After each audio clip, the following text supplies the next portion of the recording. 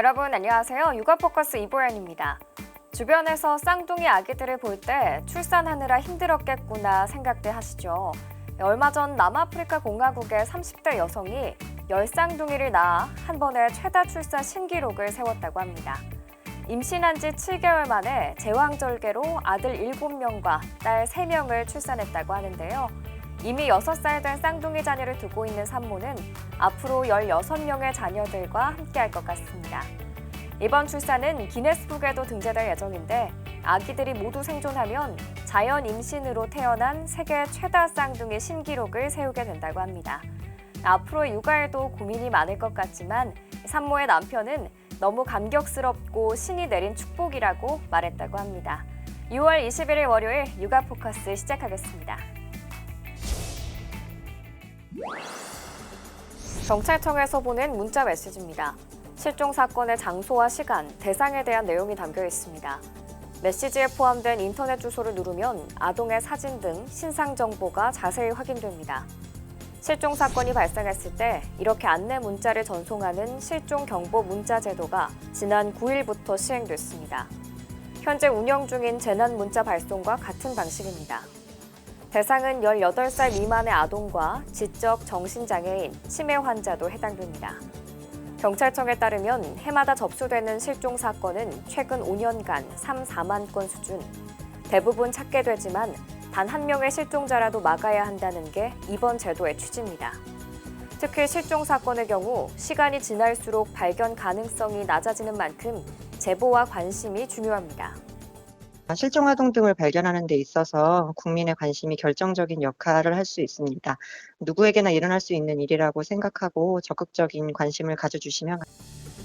경찰은 또 아동과 지적장애인, 치매 환자 등 동일한 대상에 대해 사전에 지문을 등록해 실종을 방지하는 제도도 운영하고 있습니다.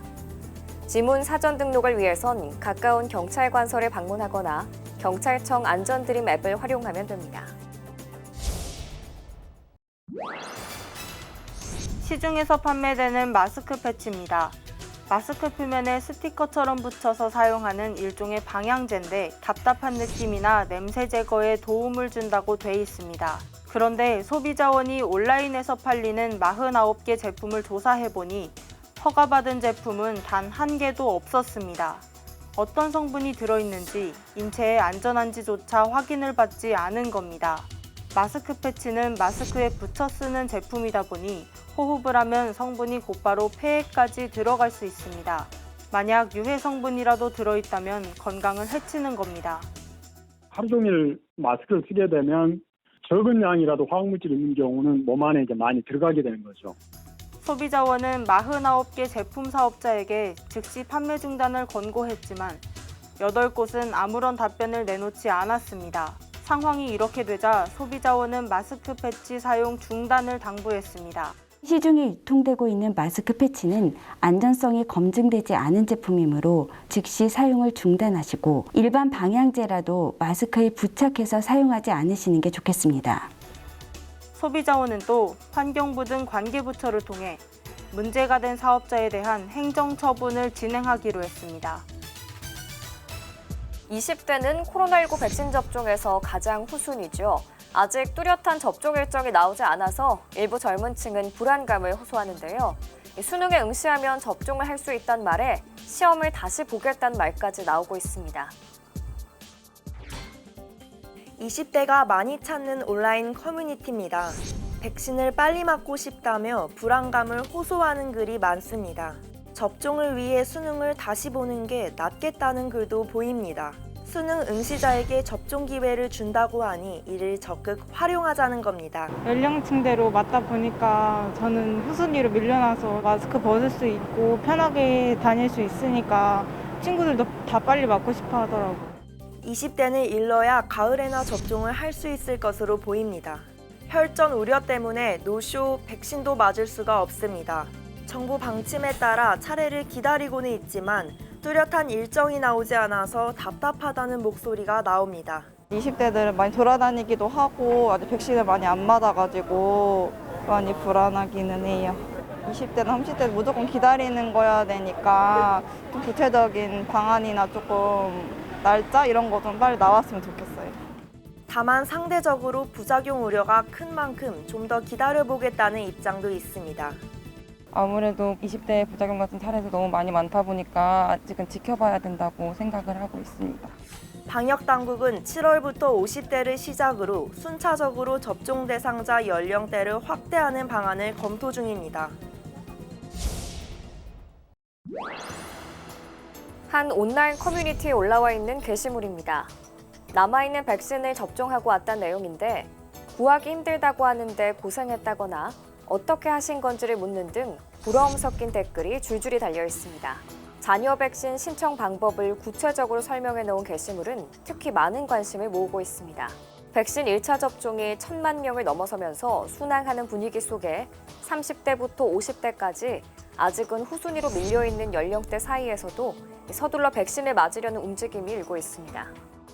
앱 깔아서 찾아보고 연락 오면은 예약도 하고 주변 가족들 위해서 또 내가 먼저 맞아야 되겠다라는 생각을 하시는 분들이 많아요. 다음 달부터 백신 접종자는 실외에서 마스크를 벗을 수 있거나 해외여행도 갈 수 있는 등 다양한 백신 인센티브도 접종 의향을 높이는 데 한 몫을 하고 있습니다. 접종 후순위에 있는 20대 사이에서는 수능 9월 모의평가에 원서를 내 백신을 맞겠다는 목소리까지 나옵니다. 계획은 나와 있지만 그때까지 또 실현이 될지 안 될지도 저희는 모르는 게 있고 20대 분들께서 이제 많이 돌아다니시잖아요. 그게 더 이제 불안한 점에 있는 것 같아요. 당초 부작용 등으로 접종 기피 현상까지 나타났던 때와 비교하면 확연히 달라진 분위기입니다. 정부는 3분기까지 연령 순서대로 접종을 이어가고 화이자 백신을 12살까지 접종하는 방안도 심의 중입니다.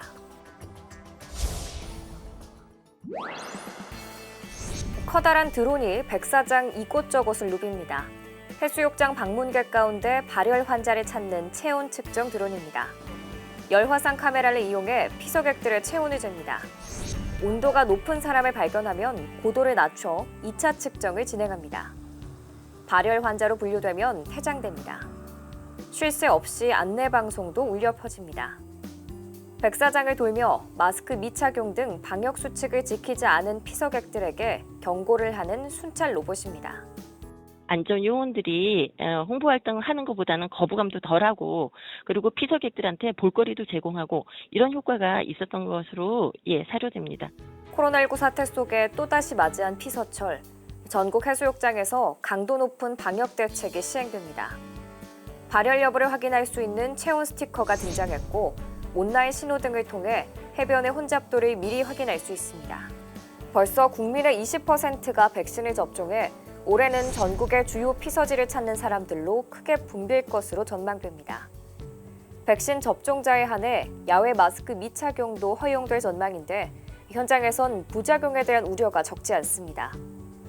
겉모습만으로 접종자를 파악하기 불가능한 데다 미접종자가 마스크를 벗거나 5인 이상 모임을 갖더라도 이를 막을 방법이 없기 때문입니다. 해수욕장에서 그 마스크 착용에 대해서 혼란이 유발될 수 있어서 저희는 집단면역 발생 전까지는 해수욕장에 대해서는 마스크 착용을 계속 권장하고 있는 상황입니다. 지난해와 같이 안전한 여름 해변을 만들기 위해선 개개인의 방역 동참이 무엇보다 중요하다는 지적입니다.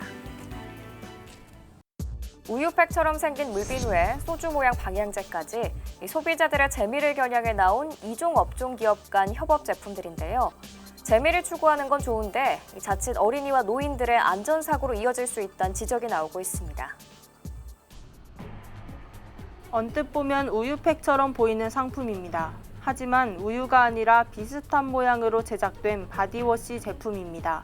진짜 우유와 비교해보니 구분이 힘들 정도로 비슷합니다. 이 방향제는 시판 소주와 모양은 물론 상표까지 똑같고 크기만 작습니다. 재미로만 보기엔 위험하다는 비판이 잇따르고 있습니다.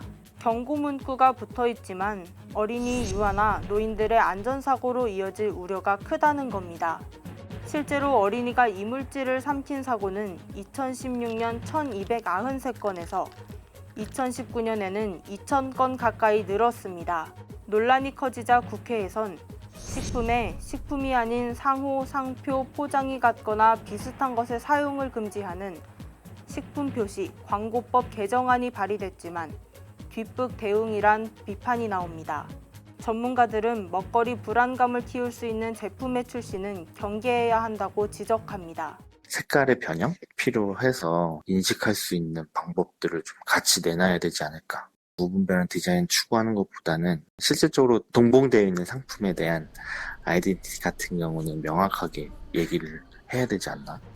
코로나 불황을 뚫고 소비자 눈길을 사로잡기 위해 출시된 협업 제품들.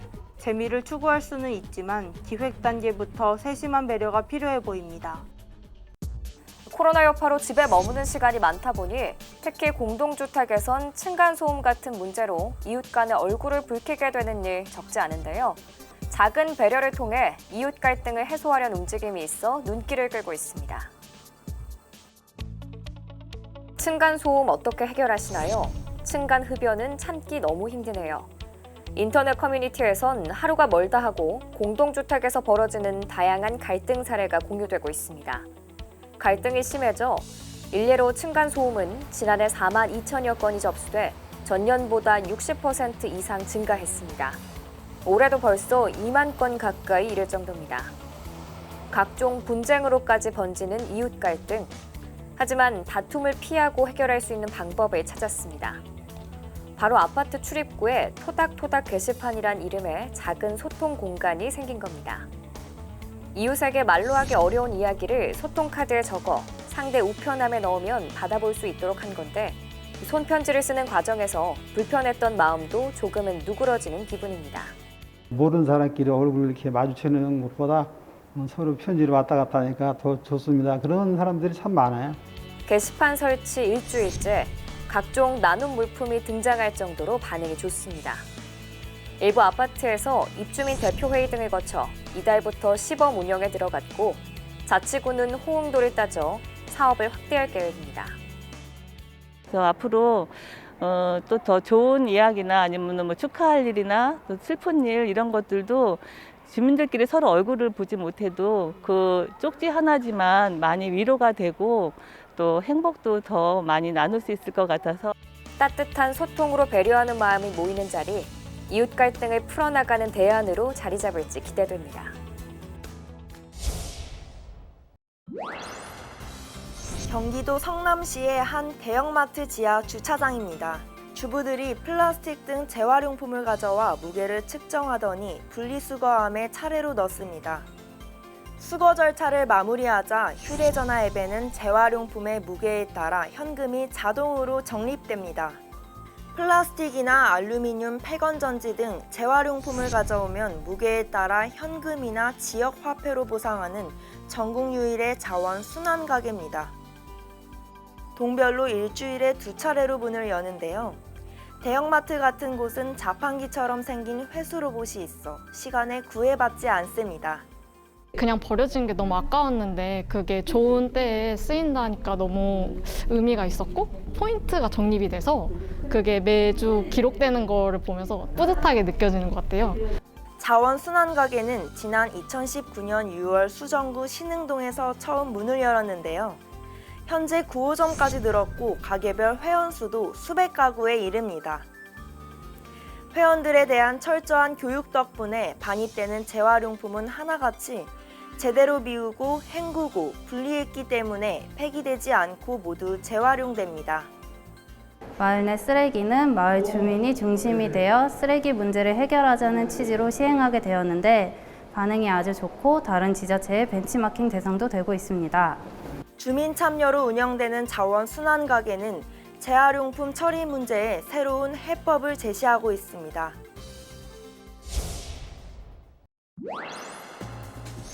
최근 발표된 한 5대 은행의 채용 공고입니다.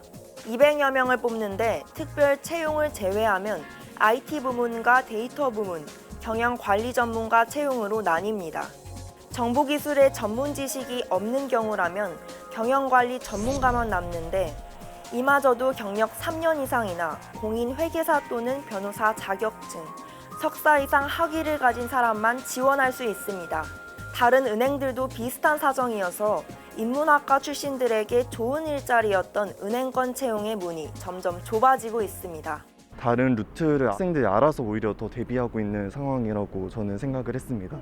그러니까 취업이 워낙 어렵고, 왜냐면 취업을 하더라도 그 얻는 리턴이 줄어들다 보니까 전문직을 도전하는 사람이 많아졌고, 은행 쪽에선 핀테크, 빅테크와 경쟁하기 위해 어쩔 수 없다는 입장입니다. ICT 같은 경우는 저희가 수시 채용을 하던 거를 올해 이제 상반기에 인원을 조금 더 늘려서 하는 거고요. 하반기에 공채 문은 열려 있거든요. 지금 은행이 디지털 쪽으로 변모되고 있으니까 그쪽 인재들을 조금 더 추가로 이제 좀 채용하는 거다. 기업이 시대 흐름을 따르는 것을 비판할 수 없는 만큼 준비가 미처 안 된 구직자들을 위한 교육과 제도가 더 중요해졌습니다. 교육 자체가 기업의 수요에 못 맞춘다는 비판은 항상 있어 왔었는데 디지털 전환이라든지 이런 것들을 훨씬 더 촉진시키는 거기 때문에 훨씬 더 이제 도드라져 보이는 거죠. 그러니까 앞으로 이제 어떻게 교육이라든지 직업훈련 같은 것들이 이 속도에 맞추어서 변화하느냐 뭐 그 문제겠죠. 이번 순서는 내 아이를 위한 동화 시간인데요. 이 동화를 통해 치열한 일상 속에서 잠시 벗어나 마음의 힐링을 얻는 시간 가져보시길 바랍니다. 작품명은 사랑에 빠진 개구리 이야기입니다.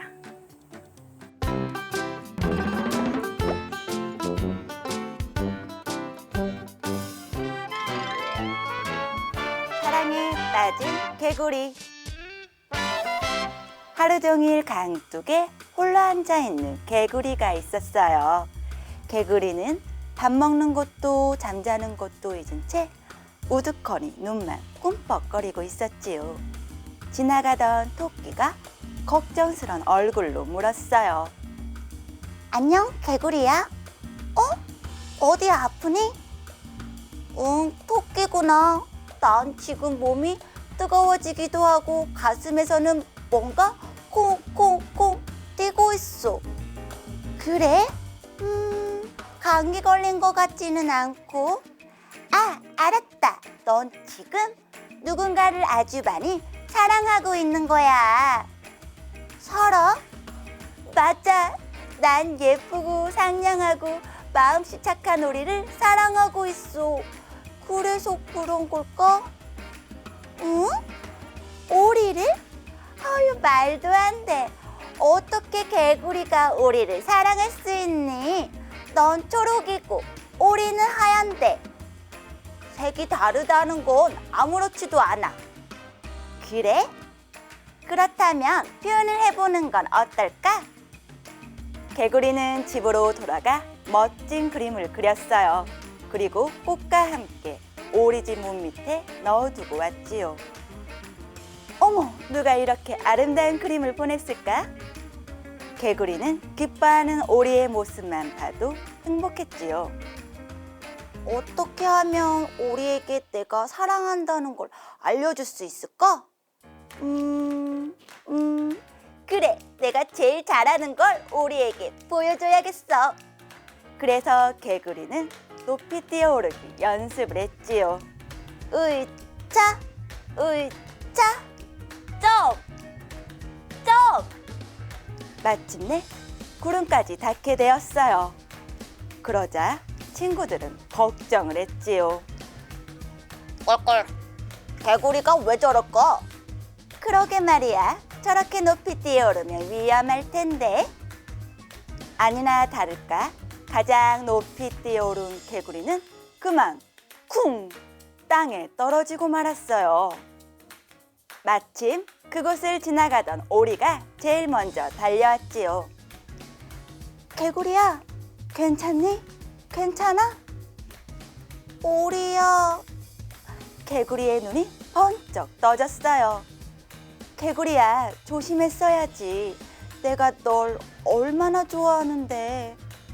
오리야, 내가 너를 좋아하는 건 너의 10배, 아니 100배일 거야. 개구리와 오리의 심장은 콩콩콩 뛰었고 개구리의 얼굴은 짙은 초록빛이 되었어요. 개구리와 오리, 초록과 하양, 둘이는 서로 달라도 아주 많이 사랑했어요. 감사합니다.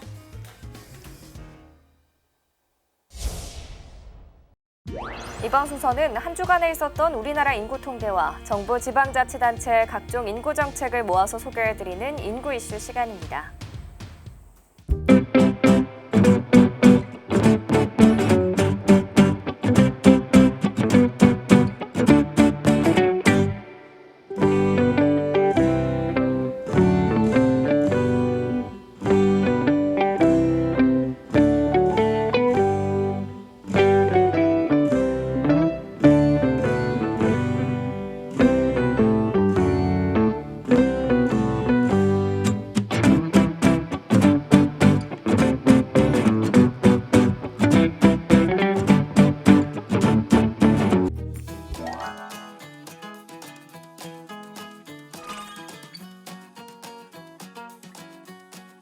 통계청에서 발표한 5월의 고용 동향입니다. 15살 이상 인구는 4,504만 9천 명이고 이 가운데 경제활동 인구는 2,869만 8천 명으로 집계됐습니다. 지난해보다 약 2% 증가한 것으로 나타났고 경제활동 참가율은 약 64%로 지난해보다 0.7% 증가했습니다. 또 5월 취업자 수는 2,755만 4천 명으로 지난해보다 61만 9천 명이 증가했으며 실업자는 114만 8천 명으로 지난해보다 13만 명이 감소했습니다.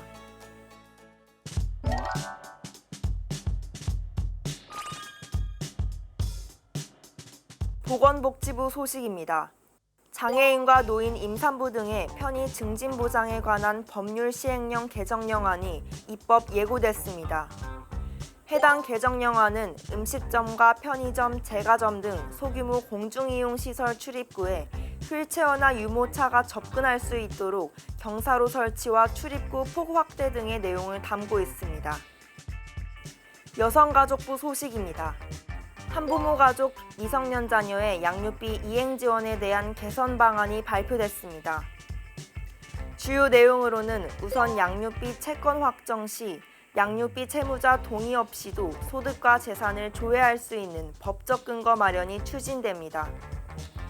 둘째로 감치명령 신청이 가능한 채무 불이행 기간을 현행 90일에서 30일로 단축하는 방안이 추진됩니다. 셋째로 고의적 양육비 채무 불이행자에 대한 운전면허 정지와 출국 금지 요청, 명단 공개, 형사처벌 등이 시행됩니다. 넷째로 한시적 양육비 긴급 지원 대상을 확대하고 아동 양육비 지원을 강화하는 것 등입니다. 성남시 소식입니다. 2021 성남시 인구정책 아이디어 공모전을 열었습니다. 공모 주제는 저출생과 고령화 극복 방안, 인구 유입 확대 방안, 인구 문제 개선 방안으로 성남 시민이면 누구나 참여할 수 있습니다. 공모 기간은 7월 23일까지며 세부 사항은 성남시청 홈페이지, 문의 사항은 성남시 정책기획과에서 확인할 수 있습니다. 끝으로 경상남도 소식입니다. 청년, 여성, 가족이 살고 싶은 메가시티를 위해 경남 여성가족재단과 부산 여성가족개발원, 울산 여성가족개발원이 업무 협약을 맺었습니다. 이들 기관은 여성가족정책 분야 연구와 사업협력, 부산, 울산, 경상남도 생활공동체 조성을 위한 플랫폼 구축, 여성인재 양성과 일자리 창출 등을 위한 교류와 협력 사업 등을 추진하기로 했습니다. 우리나라의 출생아 수가 크게 줄어 세계 최저 출산율을 경신하고 있는데 막상 왜 출산율이 그렇게까지 중요한지 마음에 와 닿으시나요? 현재 세계 경제 양강 구조를 이뤄가고 있는 미국과 중국의 인구 정책과 출산율을 보면 그 해답이 있습니다. 인구는 경제 측면에서 생산의 주체인 노동력과 그 산물들에 대한 소비 주체로서 아주 중요한데요. 바로 이런 측면에서 지금 인구 정책의 실패로 저출산국 기로에 있는 중국이 인구 정책을 대폭적으로 바꾸고 있습니다. 미국의 출산 분위기와 인구 유입 추세를 볼 때 앞으로 미국이 경제적인 우위에 있을 것이라고 합니다. 인구가 곧 국가 경쟁력임을 다시 한번 실감하게 되네요. 육아 포커스 준비한 내용 여기까지입니다. 시청해주셔서 고맙습니다.